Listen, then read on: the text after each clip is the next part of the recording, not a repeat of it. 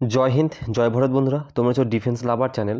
দেখো বন্ধুরা, 11ই ফেব্রুয়ারি অর্থাৎ আজকে হয়ে যাওয়া ফার্স্ট শিফটের কোশ্চেনগুলো নিয়ে আমরা আলোচনা করব। তো দেখো, আজকে জিকে, ম্যাথ এবং তোমাদের যে রিজনিং ছিল এবং হিন্দি, প্রত্যেকটা কোশ্চেনের টাইপ কেমন ছিল আমরা এই ভিডিওর মাধ্যমে আলোচনা করব। তবে বলে দিই বন্ধুরা, আগামী যে 10 তারিখ অর্থাৎ 10 বলো 7 তারিখ বলো, সেই যে দিনগুলোর তুলনায় আজকে ফার্স্ট শিফটের কোশ্চেন কিন্তু খুবই ইজি ছিল। হ্যাঁ, মানে তোমরা জাস্ট কোশ্চেনগুলো দেখলে হয়তো বুঝতে পারবে যে প্রত্যেকটা প্রশ্ন তোমাদের শোনা ছিল। তো মোটামুটি যারা পড়াশোনা করে গেছিলো আজকের শিফটে, ফার্স্ট শিফটে কিন্তু জিকে তারা 15টা প্লাস কনফার্ম কিন্তু তারা চোখ বুঝে করে আসতে পারবে। হ্যাঁ, আমি যতটা কোশ্চেন অ্যানালাইসিস করে বুঝতে পারলাম। ওকে, যারা পড়াশোনার সাথে যুক্ত রয়েছে, এবার যারা পড়াশোনা করে না তাদের কাছে তো প্রশ্ন নতুন হবেই, অপরিচিত হবেই। তো দেখো, প্রত্যেকটা প্রশ্ন অ্যানালাইসিস করে দিচ্ছি এবং তোমাদেরকে বলে দিই যে প্রথম প্রশ্ন যেটা ছিল, রুকমণি দেবী কোন নৃত্যের সাথে যুক্ত? তো তিনি ভারতনাট্যমের সাথে যুক্ত। তোমাদেরকে আগে আমি আমার পিডিএফ আমি অলরেডি ক্লাস করে দিয়েছিলাম যে বিভিন্ন ব্যক্তির সাথে যুক্ত সেই নিয়ে প্রশ্ন আসবে। তো দেখো, দুদিন হয়তো প্রশ্ন আসেনি, কিন্তু ঠিক আজকে প্রশ্ন চলে এসেছে। তার জন্য বলছি যে কখন কার শিফটে কীভাবে প্রশ্ন আসছে এগুলো তো বলা খুব মুশকিল। তার জন্য বলি যে প্রত্যেকটা প্রশ্ন দেখে যাও। তো আমরা একটু খুব সংক্ষেপে আমরা ছোট্ট করে দেখে নেব যে প্রত্যেকটা ব্যক্তির ইম্পর্টেন্ট ব্যক্তিগুলো দেখবো, একবার ফটাফট চোখ বুলি নাও। কখন কার শিফটে চলে আসবে বলা যায় না, কারণ তোমরাই দেখতে পাচ্ছ কোশ্চেনের লাইভ প্যাটার্ন। তো আমরা ফটাফট আলোচনা করে নিব যে কোন নৃত্যের সাথে কে যুক্ত ব্যক্তি রয়েছে। আমি ইম্পর্ট্যান্ট ব্যক্তির নামই বলছি, যেমন হচ্ছে যামিনী কৃষ্ণমূর্তি, প্রত্যেকের নাম শুনেছ। ইনি কিন্তু ভারতনাট্যম কুচিপুড়ি দুটো নৃত্যের সাথে যুক্ত। সোনাল মানসিং খুবই ইম্পর্টেন্ট, ইনি ভারতনাট্যম এবং উড়িষ্যা বা উড়িষ্যা নৃত্যের দুটোর সাথেই কিন্তু যুক্ত। তারপরে মৃণালিনী সারাভাই খুবই গুরুত্বপূর্ণ, ইনিও কিন্তু ভারতনাট্যম এবং সঙ্গে কথাকলি এই দুটো নৃত্যের সাথে যুক্ত। ওকে, মল্লিকা সারাভাই ভারতনাট্যম এবং কুচিপুড়ি নৃত্যের সাথে যুক্ত। ই কৃষ্ণা আয়ার, এই নামটা খুব গুরুত্বপূর্ণ, ইনি কিন্তু ভারতনাট্যমের সাথে যুক্ত। এবং ফাইনালি আমার নোটসের মধ্যেই দেওয়া ছিল রুকমণি দেবী, আমি ক্লাস করেছিলাম, যারা দেখেছো ক্লাসটা তারা আশা করছি এই প্রশ্নটা করে আসতে পেরেছো। রুকমণি দেবী কিন্তু ভারতনাট্যম নৃত্যের সাথে যুক্ত এবং টি বালা সরস্বতীকেও মনে রাখবে ভারতনাট্যমের সাথে যুক্ত। কুচিপুড়ি নৃত্যের সাথে এখনই বলে দিলাম যামিনী কৃষ্ণমূর্তি, ইনি ভারতনাট্যমের সাথে যুক্ত, কুচিপুড়ির সাথে যুক্ত। শুধু একটাই মনে রাখবে, কুচিপুড়ি থেকে যামিনী কৃষ্ণমূর্তি। তারপরে হচ্ছে এই যে কথাকলির সাথে কলামণ্ডলম কৃষ্ণ নায়ার, ইনি কিন্তু খুবই গুরুত্বপূর্ণ। কলামণ্ডলম কৃষ্ণ নায়ার। মণিপুরীর সাথে গুরু বিপিন সিং খুবই গুরুত্বপূর্ণ, কারণ গুরু বিপিন সিংকে মণিপুরী নৃত্যের জীবনদাতা বলা হয়ে থাকে। মোহিনী আট্টমের সাথে শুধু রাগিনী দেবীকে মনে রাখবে, শুধু রাগিনী দেবীকে মনে রাখো এখন এক্সাম পয়েন্ট অফ ভিউ থেকে। তারপরে হচ্ছে উড়িষ্যা নৃত্যের সাথে এখনই বলে দিলাম সোনাল মানসিং এবং সবথেকে গুরুত্বপূর্ণ কেল্লুচরণ মহাপাত্র। এটা দেখবে কারো না কারো শিফটে হয়তো চলে আসার সম্ভাবনা রয়েছে। এই কেল্লুচরণ মহাপাত্রকে উড়িষ্যা নৃত্যের কিন্তু জীবনদাতা বলা হয়ে থাকে। ওকে, তারপরে কিন্তু কত্থকের সাথে মনে রাখবে বীর্য মহারাজ, শুধু এটাই মনে রাখো। এবং বীর্য মহারাজ 2022 সালে মারা যায়, এটাও জেনে রাখো, কারণ এটাও কিন্তু পরীক্ষায় চলে আসতে পারে যে বীর্য মহারাজ কত সালে মারা যায়। তো এটা 2022 সালে তিনি কিন্তু মারা গেছিল। সাত্রিয়ার সাথে শুধু মনে রাখবে শঙ্করদেবকে। ওকে, খুবই গুরুত্বপূর্ণ নাম শ্রীমন্ত শঙ্করদেব, ইনি কিন্তু সাত্রিয়া নৃত্যে তাকে জীবনদাতা বলা হয়, তিনি কিন্তু সাত্রিয়া নৃত্যের সাথে যুক্ত। ভূপেন হাজারিকাটাকেও মনে রাখবে, ভূপেন হাজারিকা। তারপরে হচ্ছে কার্টুনিস্ট, এগুলো ঠিক আছে ছেড়ে দাও। তো যেগুলো বললাম মোটামুটি আলোচনা করলাম, এই নৃত্যগুলো এক ঝলক করে চোখ বুলিয়ে নিয়ে তোমরা এক্সামে দিতে যেও, তোমাদের সুবিধা হবে। তারপরের প্রশ্ন এসেছিল যে বন্ধুরা, ভিটামিন এ এর রাসায়নিক নাম। তোমরা কোশ্চেন দেখে বুঝতে পারছো কোশ্চেনের প্যাটার্ন কতটা সহজ ছিল। তো ভিটামিন এ এর রাসায়নিক নাম হচ্ছে রেটিনল। ঠিক আছে, তো এই জায়গা থেকে প্রশ্ন যেহেতু আসছে ভিটামিন থেকে, তাহলে আমরা অন্যান্য ভিটামিনের রাসায়নিক নামগুলো দেখে নেব, যাতে আগামী দিনে পরীক্ষায় আসলে এখান থেকে আমরা না ফেসে যাই। তো দেখো, ভিটামিন এ এর রাসায়নিক নাম হচ্ছে রেটিনল। ভিটামিন বি1 এর রাসায়নিক নাম হচ্ছে বেরিবেরি। ভিটামিন বি2 এর রাসায়নিক নাম হচ্ছে রাইবোফ্লাভিন। ভিটামিন বি3 হচ্ছে নিয়াসিন এবং ভিটামিন বি5 হচ্ছে প্যান্টাথোনিক অ্যাসিড। ভিটামিন বি7 বায়োটিন এবং ভিটামিন সি এর রাসায়নিক নাম হচ্ছে অ্যাসকর্বিক অ্যাসিড। ভিটামিন ডি এর রাসায়নিক নাম হচ্ছে আর্গোক্যালসিফেরল বা কোলোক্যালসিফেরল। ওকে, দুটোই হয়ে থাকে, যেটা অপশানে থাকবে সেটাই মারবে। ভিটামিন ই এর রাসায়নিক নাম হচ্ছে টোকোফেরল, বা টোকোফেরলটাই মনে রাখবে, এটাই পরীক্ষায় প্রশ্ন আসে কিংবা এটাও মনে রাখতে পারো। ও ট্রোকোটিয়ানল, এটাও মনে রাখতে পারো। ভিটামিন বি2 এর রাসায়নিক নাম হচ্ছে সাইলোকোবানাবিন, এটাও খুব গুরুত্বপূর্ণ যে ভিটামিন বি6 এর যে নামটা নামটা সায়ানোকোবালামিন, এটাও কিন্তু পরীক্ষায় আসার মতন। তো এই মোটামুটি রাসায়নিক নামগুলো একবার করে চোখ বুলিয়ে রাখো, যাতে পরীক্ষায় আসলে তোমরা করে আসতে পারো।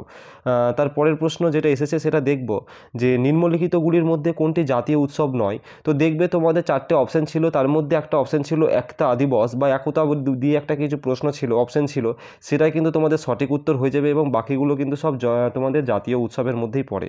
তারপরে মিষ্টি বিপ্লব কাকে বলা হয়? তো মিষ্টি বিপ্লব তোমাদের যদি মধুর সাথে বা কোনো মিষ্টির সাথে মধুর যদি তোমাদের অপশানে যদি থেকে থাকে তাহলে কিন্তু সেটাই কিন্তু সঠিক উত্তর হয়ে যাবে।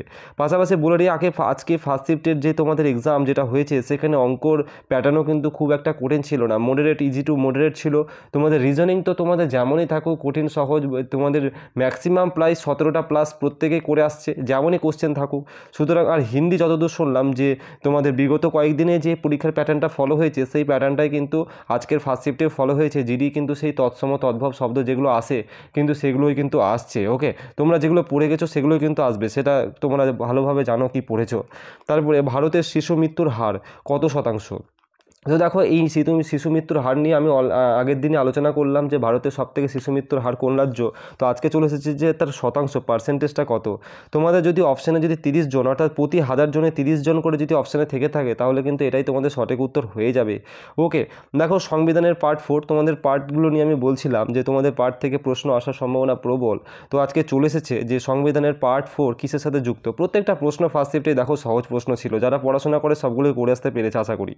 যারা এটা হচ্ছে সংবিধানের পার্ট 4 কিন্তু ডিপিএসপির সাথে যুক্ত, অর্থাৎ ডিরেক্টেড প্রিন্সিপাল স্টেট পলিসি বা নির্দেশমূলক নীতি বলি আমরা।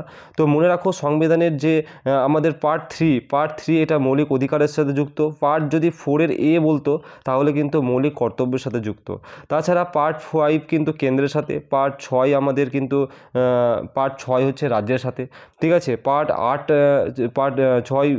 8টা হচ্ছে তোমাদের আমাদের ওই কেন্দ্রশাসিত যেগুলো অঞ্চল আছে সেই নিয়ে বলা রয়েছে, অর্থাৎ ইউটি নিয়ে বলা রয়েছে। ওকে, পাশাপাশি আমি তোমাদের কিছু গুরুত্বপূর্ণ পার্ট শেয়ার করে দিচ্ছি, যেমন হচ্ছে তোমার আমাদের ধারা 17, এখানে কিন্তু ভাষা ধারা 17 বলছি, সরি এক্সট্রিমলি, মানে পার্ট 17।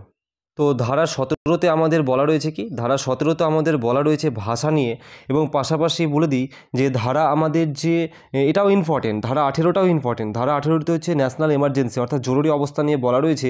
এবং পার্ট 20তে একবারে মানে পার্ট 20তে কিন্তু আমাদের যেটা হচ্ছে সংবিধান সংশোধন নিয়ে বলা রয়েছে। এবং পাশাপাশি আরও দুটো গুরুত্বপূর্ণ ধারা আমি শেয়ার করে দিই, যেটা হচ্ছে আমাদের পার্ট নম্বর যেটা হচ্ছে 10, পার্ট নম্বর 10-এ কিন্তু আমাদের এসসি এসটিদের নিয়ে কিন্তু বলা রয়েছে বিশেষ সুযোগ সুবিধা। তারপরে আমাদের পার্ট 9-এর এটাও, পার্ট 9টাও ইম্পর্টেন্ট, পার্ট 9-এর এও ইম্পর্টেন্ট। পার্ট 9-এ হচ্ছে আমাদের পঞ্চায়েত নিয়ে বলা রয়েছে এবং পার্ট 9-এর এতে কিন্তু বলা রয়েছে, যেটা হচ্ছে 9-এর এ, সেখানে কিন্তু মিউনিসিপ্যালিটি নিয়ে বলা রয়েছে। এগুলো কিন্তু পাশাপাশি মনে রাখবে। এবং সবথেকে যেটা হচ্ছে আমাদের 280 নম্বর ধারা অনুসারে, 280 নম্বর ধারা অনুসারে যেখানে আমাদের অর্থ কমিশনের কথা বলা হয়ে থাকে, সেই অর্থ কমিশন কিন্তু পার্ট কিন্তু আমাদের 12-র মধ্যে পড়ে যায়, পার্ট 12-র মধ্যে কিন্তু পড়ে যায়। এটাও কিন্তু পাশাপাশি মনে রাখবে। এবং আরেকটা গুরুত্বপূর্ণ সবথেকে বেশি যেটা হচ্ছে রাজ্য এবং কেন্দ্রের মধ্যে একটা যে ভালো সম্পর্ক, এটা কিন্তু পার্ট নম্বর 11-তে বলা রয়েছে। তাহলে এই প্রশ্নগুলো কিন্তু আগামী দিনের জন্য তোমাদের গুরুত্বপূর্ণ। তারপরে জরুরি অবস্থা চলাকালীন এরকম একটা কিছু প্রশ্ন ছিল, অ্যাকুরেট প্রশ্ন আমি কালেক্ট করতে পারিনি, যে জরুরি অবস্থা চলাকালীন কোনো বিধানসভা কি দিয়ে একটা প্রশ্নটা একটা ছিল। তো সেটার সঠিক উত্তর কিন্তু পার্লামেন্ট বা সংসদের কিন্তু এই ক্ষমতাটা থাকে, এটাই কিন্তু সঠিক উত্তর হয়ে যাবে। এক্স্যাক্টলি প্রশ্নটা কী ছিল, কেউ যদি পরীক্ষা দিয়ে থাকো আমাকে একটু কমেন্ট করে জানিয়ে দিও।